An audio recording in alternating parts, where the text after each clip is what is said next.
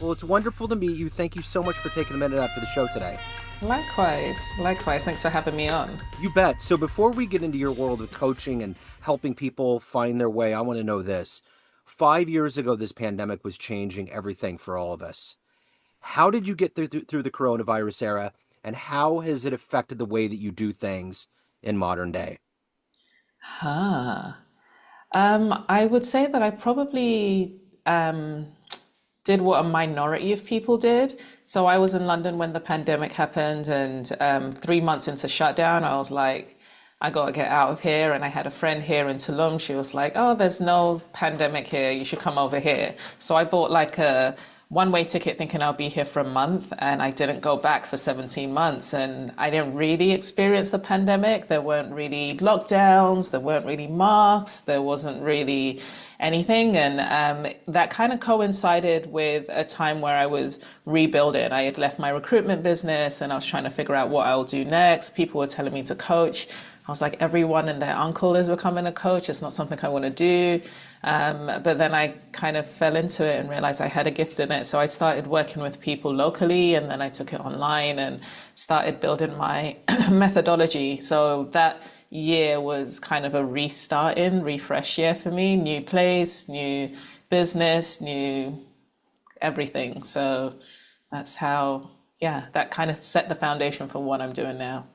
What a contrast geographically, going from London, which is typically kind of like Seattle, gray and cloudy, Yeah. to something sunny. That had to be a huge boost, I would imagine, mentally to be in a sunnier environment.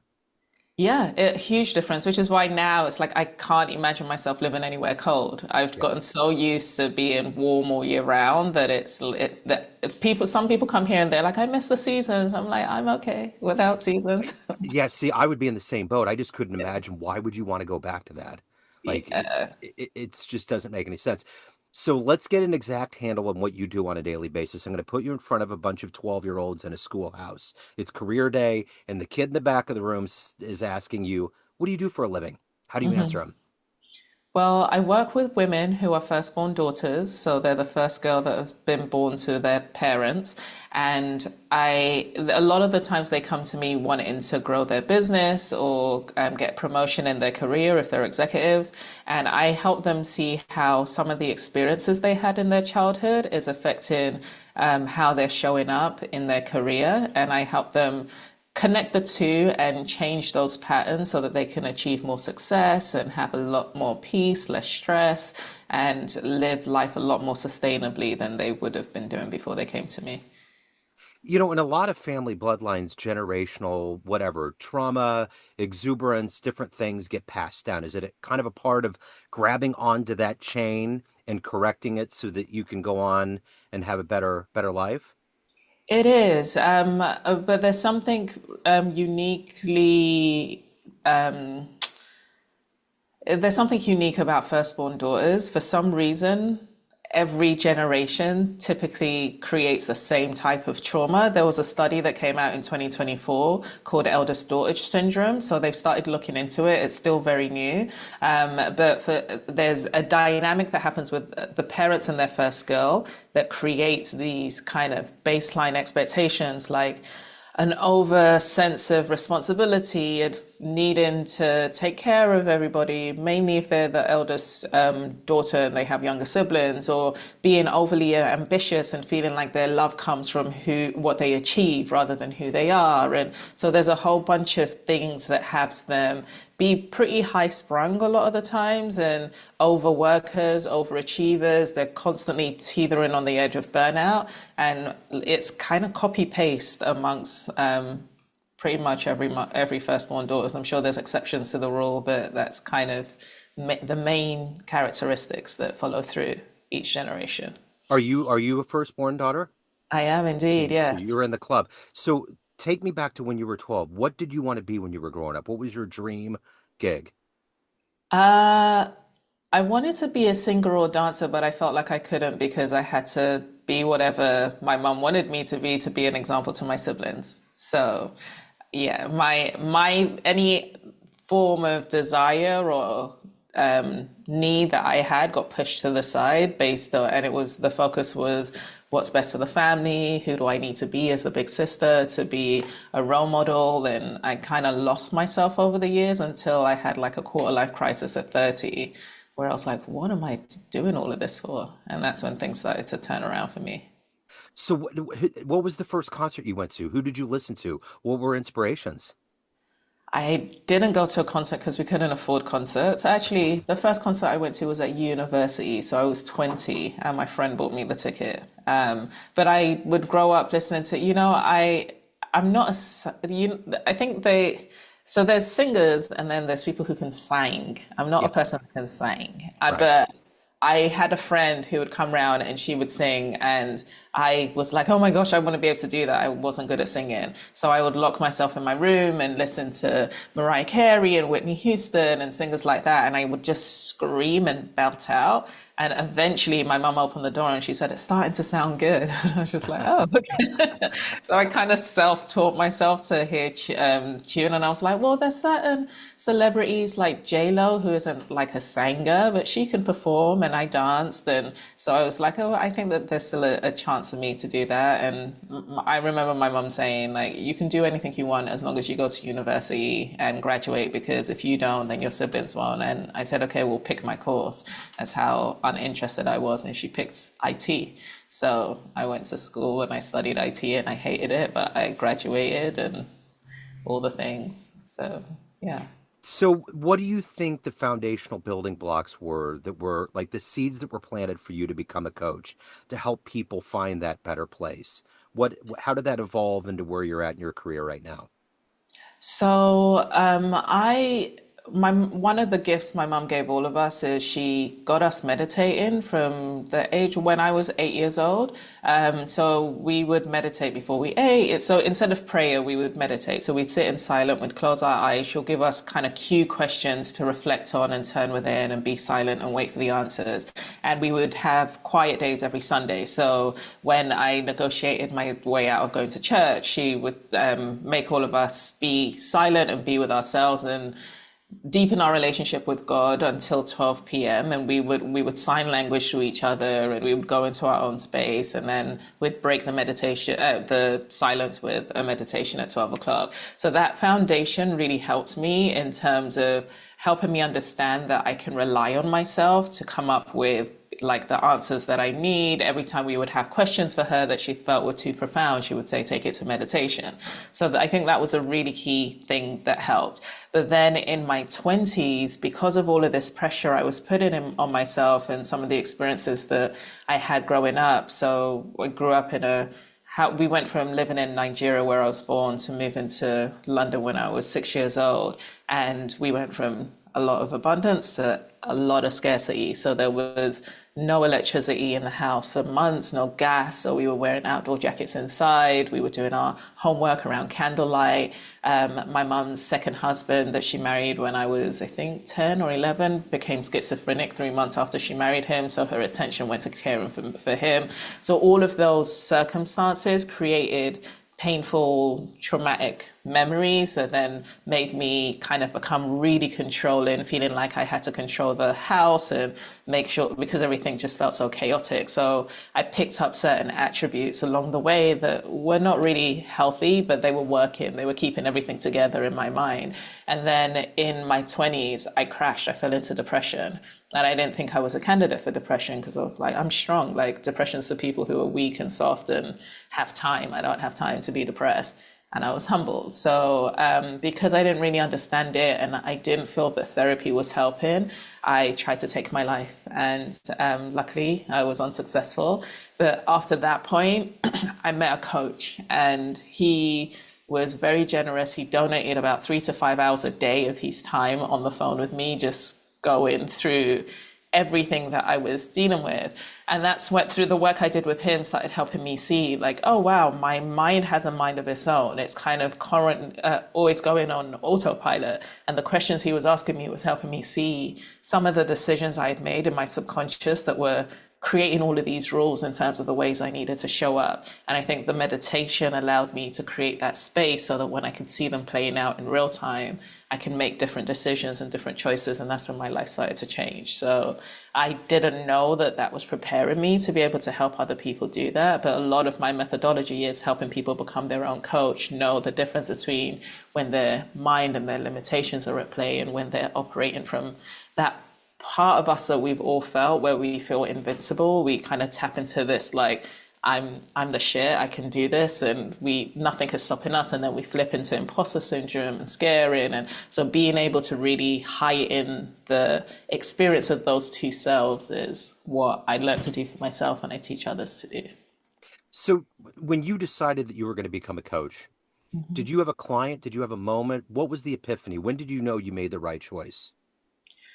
So the decision to become a coach and the realization that I made that the right choice happened at two different times. I made the decision to become a coach when I left my company and a friend asked me to speak at his personal development event for entrepreneurs. And I went and I shared my entrepreneurial journey, how I started from being homeless, depressed, suicidal, and growing this seven-figure company. And I thought all of the entrepreneurs would ask me like the technical questions about how I like grew, like maybe sales, maybe marketing, maybe hiring, leadership, and all of them were focused on how are you able to overcome depression when you were anxious, were you still able to work? And I was like, wow, a lot of people must be suffering in silence, and maybe me sharing that part gave them the permission to be open about that. And that's when I thought, okay, well, maybe I haven't gone through this in vain and I should lean into and just check this thing out. I don't have to commit to it. So that's when I made the decision to coach, that it was like, okay, maybe I should do something about this. And then when I realized it was beneficial is when a friend of mine, he had this pattern of like messaging me and saying brunch. And I knew when he said brunch, it was because he's dealing with something, he wants to run it by me, and then I was going to help him workshop it, and then he was going to go away. So when I told him, oh, I've decided to become a coach, he was like, I'm probably going to have to start paying you now. And I was like, oh, I didn't even think of that. And he became my first client. So he went from being a friend that would occasionally ask me to brunch. But at the time we officially, formally engaged, he was on anxiety medication. He was working with therapists. Within 3 months, he stopped taking the anxiety meds. He let go of his therapist. He started getting results in his work. And that's when I was like, okay, maybe there's something here. I still doubted it. I was like, maybe this is a fluke. But then it was the more clients I had that were making rapid transformations, the more I was thinking, okay, well, I know that this is what I'm supposed to be doing. So you've gone through a lot. You've evolved to this point in your life. Who has been that inspiration, that hero that's allowed you to find your voice, to find your place? Who has been an inspiration?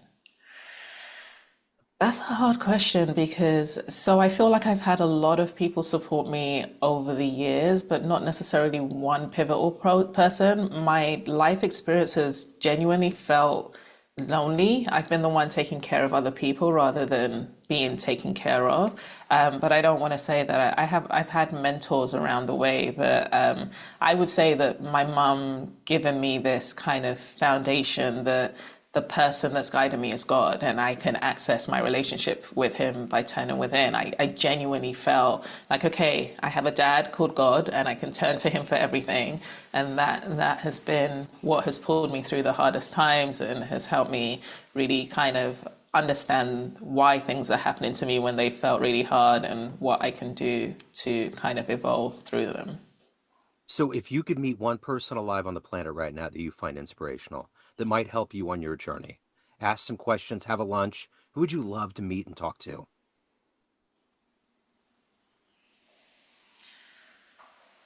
Um, I would say probably Oprah is the closest person Yeah. I can think of, because she is super curious and entrenched in the personal development world and spiritual kind of evolution world, but she's also got business smarts and she's grown an empire. And so I think I live in Tulum, and a lot of the times when people are in spirituality, they think that you have to be anti-money to be spiritual. I don't agree with that. I kind of feel like if everything is energy and the world is reflecting who you are, the more spiritual you are, the more abundant you are. And I think that Oprah probably embodies that. So what's your philosophy on work-life balance? What do you teach to your clients? How do you operate on that? I think it varies depending on the person. For me, I've gone the extreme opposite way. When I had my recruitment business, I was doing all-nighters, I was on the verge of burnout, all of the things. And now my life, I've just come off of taking 2.5 years where I was working 4 to 7 hours a week for 2.5 years. And I would have never thought I would have been in that position.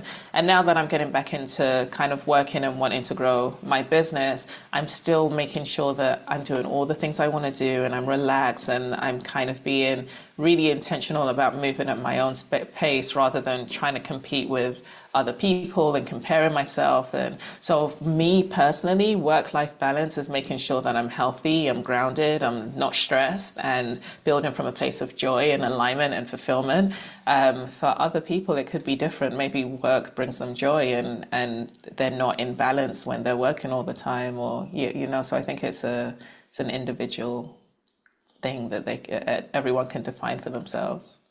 So when the alarm clock goes off in the morning, what is your motivation to do this work that you do and to also take care of your own soul? What is that energy for you every day? The results I get from my clients, I cry on coaching calls, which is probably not like the coach thing to do, but it's so moving. I was telling a friend that on Thursday morning, I have a new client I'm working with, and she was so kind of cold and hard and kind of dismissive. And she was having challenges in her parenting and her relationship with her partner and her relationship with her nanny.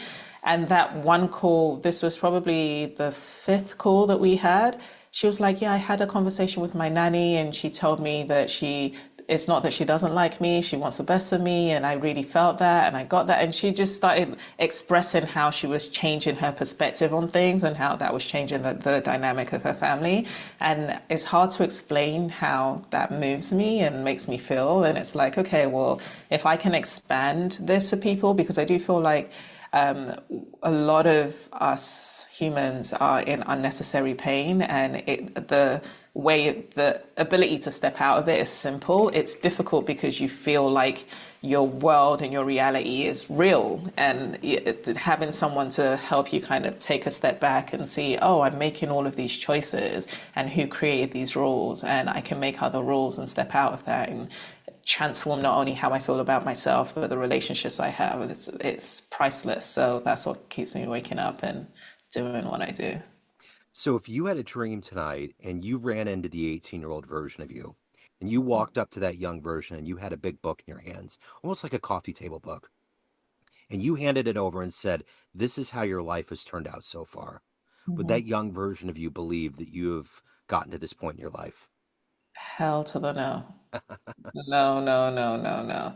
Yeah, it was every day was a telenovela. It was just drama and stress and craziness and scarcity and just struggle, struggle, struggle, struggle. So she was in survival mode, and I don't think she could see a way out. I think she always felt like it was going to be hard. So the fact that I'm living in paradise, I live in Mexico where people come for vacations, and this is like home, and I get to travel, and I don't have to work as much as I do. I've set things up, I don't think that the girl that grew up in the impoverished area that was told that like there's no point in dreaming, people like you don't jump social classes and all of those things. I think she felt like she was going to give it her best shot to create a different reality, but the reality that was created probably would have far exceeded her expectations.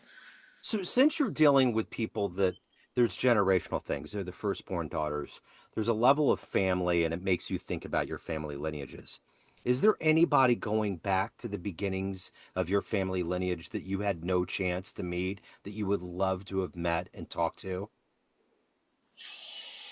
Mm, just to see how things turned into the way they turned into. yeah, so I was told that my grandma's father was a king that had, I think, over 20 wives.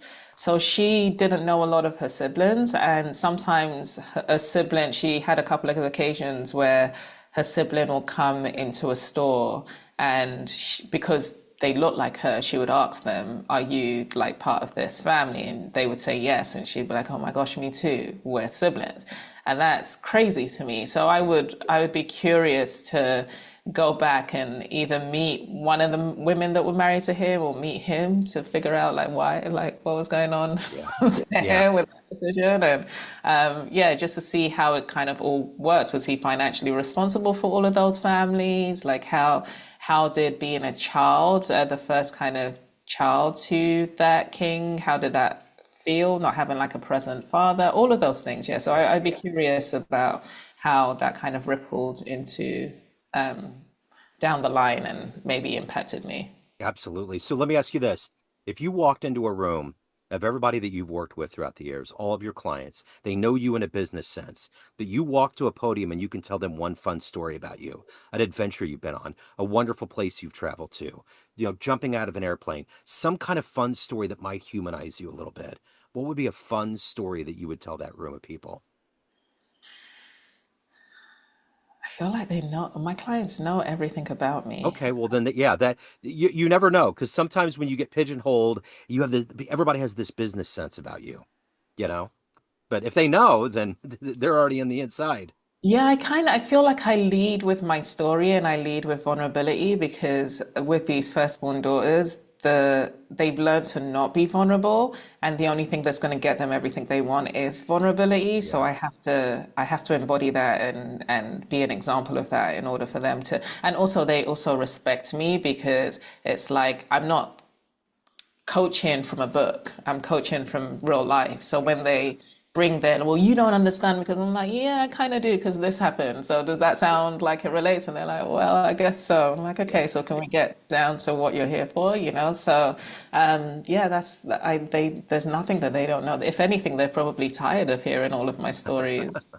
So yeah, no, that's another added layer of what you do, the power that you have with your clients. So at the end of the day, of everything that you've done, accomplished, and evolved to at this point in your life, what are you the proudest of?